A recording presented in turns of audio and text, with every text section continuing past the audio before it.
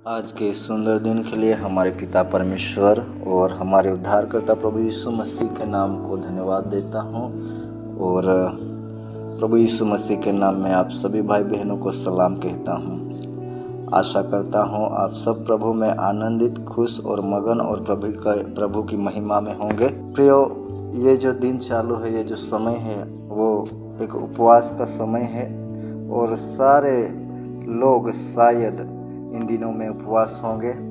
कुछ लोग 40 दिन का उपवास रखते हैं, कुछ लोग 21 दिन का, कुछ लोग 7 दिन का और कुछ लोग 3 दिन का उपवास रखते हैं और सभी मिलकर हम उपवास में रहते हैं। लेकिन प्रियो, एक मसीह व्यक्ति को उपवास क्यों इतना ज़रूरी है, या उपवास करने से क्या फ़ायदे हैं, क्या उपवास करना चाहिए या नहीं करना चाहिए? बाइबल हमें इसके क्या फ़ायदे बताती है। प्रियो, बाइबल इस प्रकार से कहती है कि हम जब प्रभु को ग्रहण करते हैं और प्रभु के हम बेटा और बेटी है, या प्रभु के हम एक चेले है, एक शिष्य है, तो केवल शिष्य या बेटा बेटी इतने नहीं, लेकिन हम एक मसीह, एक योद्धा है। और बाइबल इस प्रकार से कहती है कि हमारा जो युद्ध है वो युद्ध मांस और लहू से नहीं, परंतु प्रधानों और अधिकारियों से और इस संसार के अंधकार के हाकिमों से है और उस दुष्टता की आत्मिक सेना से है जो आकाश में है। यानी एक ऐसी सेना से हमारा युद्ध है, एक ऐसे शत्रु से हमारा युद्ध है जिसे हम संसार की आंखों से देख नहीं सकते, उसे छू नहीं सकते, लेकिन वो शत्रु है। और इस शत्रु को यदि हराना है, इस शत्रु के सामने यदि हमें विजय पाना है, एक युद्ध को लड़ना है, तो हमें एक आत्मिक बल, एक आत्मिक ताकत, एक आत्मिक सामर्थ्य की गरज है, आवश्यकता होती है। और प्रियो, केवल शब्दों से हमें वो सामर्थ्य नहीं मिलती, केवल हमें प्रार्थना से वो सामर्थ्य नहीं मिलती, लेकिन बाइबल इस प्रकार से कहती है कि कई बार प्रभु के लोगों के जीवन में भी, जिस प्रकार आज के समय में हमारे जीवन में होता है कि हम कई बार चाहते हैं कि कुछ हमारे जीवन में अच्छा हो, हमारे परिवार में अच्छा हो, हम आशीषित हो, हमारे बाल बच्चे आशीषित हो और सभी लोग जो हम प्रार्थना करते हैं उस प्रार्थना उत्तर हमें मिले। लेकिन कई बार हमें उन प्रार्थना का उत्तर नहीं मिलता। क्यों? क्योंकि हमारे प्रभु इस प्रकार से कहते हैं, कुछ ऐसी शक्तियाँ होती है, कुछ ऐसी ताकतें होती है, वे केवल प्रार्थना के द्वारा नहीं निकलती या प्रार्थना के द्वारा हारती नहीं, लेकिन उनके लिए हमें उपवास करना जरूरी है। प्रियो, बाइबल में इस प्रकार से लिखा है, पुराने नियम में दूसरा इतिहास उसका 20 अध्याय में, और वहाँ एक राजा है यहोशापात नाम कर, और वो राजा जब अपने राज्य के दिनों में था तो उसके विरोध में बहुत सारे लोग चढ़ाई किया। वचन कहता है कुछ मोआबियों ने और कुछ अमोनियों ने और उनके साथ मिलकर मुनियों ने उसके ऊपर, उसके राज्य पर युद्ध किया। और जब यहोशापात को मालूम पड़ा कि इतनी सारी झुंड मिलकर मुझ पर और मेरे राज्य पर चढ़ाई कर रही है, तब यहोशापात डर गया, घबरा गया। लेकिन बाइबल यहोशापात के विषय में इस प्रकार से कहती है कि वो परमेश्वर के खोज में लग गया और उसने भवन में और सारे यहूदी और यरूशलेम में की मंडलियों को ये प्रचार करवाया कि तुम उपवास करो और परमेश्वर से प्रार्थना करो। और सारे यहूदी और यरूशलेम की मंडली मिलकर उपवास में थी, परमेश्वर से प्रार्थना कर रही थी। तब परमेश्वर ने उन्हें उत्तर दिया और वो इस प्रकार से था कि प्रभु कहते हैं, तुम इस बड़ी भीड़ से मत डरो, तुम्हारा मन कच्चा ना हो, क्योंकि ये युद्ध तुम्हारा नहीं परंतु परमेश्वर का है। प्रिय, परमेश्वर ने उन्हें उत्तर दिया कि जो लड़ाई के लिए जो शत्रु तुम्हारे विरोध में चढ़ आ रहे, बड़ी भीड़ वो तुम देख रहे हो, वो भीड़ तुम्हारे विरोध में नहीं लेकिन वो मेरे विरोध में है, और ये युद्ध तुम्हारा नहीं लेकिन ये युद्ध मेरा है। प्रभु ने कहा केवल तुम आराधना करो, सेनाओं के यहोवा की आराधना करो, स्तुति करो और अपने आंखों से देखो कि मैं तुम्हें कैसे विजय दिलाता हूँ। प्रिय, बाइबल इस प्रकार से कहती है, जब वो इस प्रकार से प्रभु की उपस्थिति में थे, आराधना कर रहे थे, उपवास कर रहे थे, तो जो भीड़ उनके विरोध में चढ़ आ रही थी, परमेश्वर ने ऐसा किया कि वो अमोनियों और मोआबियों और मुनियों आपस में लड़ झगड़ कर मिट गए। प्रिय, उपवास और प्रार्थना कितना जरूरी है। एजरा ने उपवास किया और एजरा ने इस प्रकार से उपवास किया कि परमेश्वर के सामने हम और हमारी प्रजा दीन हो जाए और हमारे बाल बच्चों और समस्त संपत्ति के लिए परमेश्वर एक सरल यात्रा को खोले। और परमेश्वर का वचन कहता है उनकी प्रार्थना को परमेश्वर ने सुन लिया। प्रियो, एस्तर रानी ने उपवास किया। वचन कहता है सारी इजरायली जाति जो अब खतरे में थी, अब जो मुसीबत में थी, उनका शत्रु नाश करने वाला था, नष्ट करने वाला था, तब एस्तेर रानी ने उपवास का प्रचार करवाया।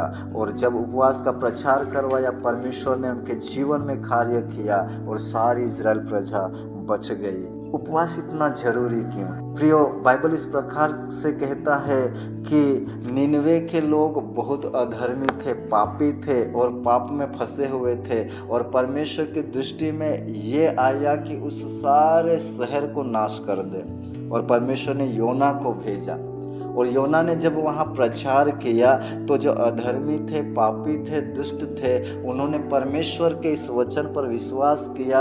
और बाइबल कहता है क्या राजा, क्या प्रजा, क्या पशु, क्या बच्चे, सब लोगों ने उपवास किया, कुछ खाया नहीं, कुछ पिया नहीं, लेकिन परमेश्वर के सामने दिन और नम्र होकर पश्चाताप करते हुए प्रभु से दया की प्रार्थना करने लगे। बाइबल इस प्रकार से कहता है परमेश्वर ने जो उनके विरोध में योजना बनाई थी, उनको नाश करने के लिए वो आज्ञा दिया था, वो परमेश्वर उनके जीवन को देखकर अपनी योजना को बदल दिया और उन्हें परमेश्वर ने जीवन दान दिया। प्रियो, आज भी हम निनवे के लोगों के समान यदि हमारा जीवन पापी है तो हमें परमेश्वर के चरणों में दीन और नम्र होकर पश्चाताप करते हुए उपवास करना है। यदि इजरा के समान हमारे संपत्ति, हमारे बाल बच्चों और सारे लोगों के लिए प्रार्थना करना है तो हमें दीन और नम्र होकर प्रार्थना करना है। यदि यहोशापात के समान कोई शत्रु हमारे विरोध में है, यानी शैतान हमारे विरोध में योजना बना रहा है, हमारा परिवार सुखी नहीं, हमारा गांव श्राप और अंधकारों से भरा हुआ है, हमारी मंडली उन्नति नहीं पा रही, हम आशीषों से भर नहीं रहे, तो ये समय है हम दीन और नम्र होकर परमेश्वर के चरणों में जाए, परमेश्वर से प्रार्थना करें और हम परमेश्वर से मांगे। यदि हम परमेश्वर की सेवा करना चाहते हैं, परमेश्वर के राज्य के लिए हम आगे बढ़ना चाहते हैं, तो भी हमारे लिए उपवास जरूरी है। और ये उपवास हमारे प्रभु यीशु मसीह ने किया। बाइबल इस प्रकार से कहता है, हमारे प्रभु यीशु मसीह ने जब सेवा करने के आरंभ में, शुरुआत में 40 दिन का उपवास किया, निराहार 40 दिन रहे वो। और जब वे 40 दिन के उपवास किया और जब उन्होंने परमेश्वर यानी स्वर्ग के राज्य की सेवा का शुरुआत किया, हम जानते हैं हमारे प्रभु यीशु मसीह ने अद्भुत और चिन्ह और चमत्कार किए, बीमारों को चंगा किया, दुष्ट आत्माओं को निकाला, शैतान के अंधकार की ताकतों को धमकाया और परमेश्वर उन यीशु के साथ रहे और अद्भुत कार्य को हमारे प्रभु ने किया। और वही प्रभु कहता है यदि तुम विश्वास करो तो मुझसे भी बड़े बड़े कार्य को तुम करोगे। प्रियो, इन दिनों में जब हम उपवास में हैं तो शायद जिस प्रकार हमारे प्रभु यीशु मसीह के जीवन में परीक्षा आई, शैतान ने उनको परखना चाहा, जब हम उपवास में हैं तो ऐसी परीक्षाएं भी आएगी, ऐसे परिस्थिति भी खड़ी होंगी ताकि हम शैतान की योजना में फंसकर हम परमेश्वर के सामर्थ से वंचित हो जाए, एक अभिषेक से वंचित हो जाए, एक उद्धार के कार्य को जो प्रभु आने वाले दिनों में करने वाले हैं उसे वो रोक सके। इसलिए बहुत सारी बातें शैतान हमारे जीवन में लाएगा।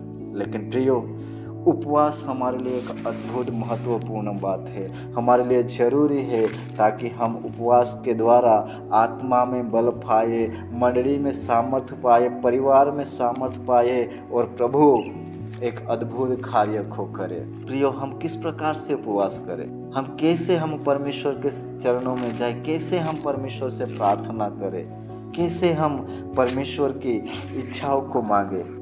यशायाह उसका 58 अध्याय और उसके 3, 4 और आगे के आयत इस प्रकार से कहते हैं कि परमेश्वर कहते हैं, वे कहते हैं, क्या कारण है कि हमने तो उपवास रखा परंतु तूने इसकी सुधि नहीं ली, हमने दुख उठाया परंतु तूने कुछ ध्यान नहीं दिया।